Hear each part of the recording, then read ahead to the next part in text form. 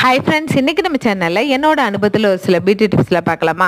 இன்றைக்கான டிப்ஸ் என்னென்னு பார்த்தீங்கன்னா, இளநரை போகணும், அதே சமயத்தில் முதுநரையும் நல்லா கண்ட்ரோல் ஆகும்.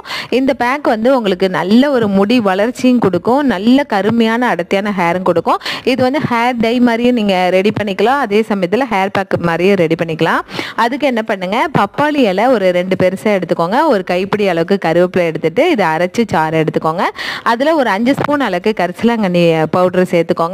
அப்புறம் ஒரு 4 ஸ்பூன் அளவுக்கு நம்ம நெல்லிக்காய் பொடி சேர்த்துட்டு ஒரு 5 ஸ்பூன் அளவுக்கு மருதாணி பொடி சேர்த்து நல்லா மிக்ஸ் பண்ணி நைட்டு ஃபுல்லாக இதை ஊற விட்டுருங்க. அதுக்கப்புறம் அடுத்த நாள் எடுத்து நீங்கள் வந்து ட்ரை ஹேரில் அப்ளை பண்ணுங்கள்.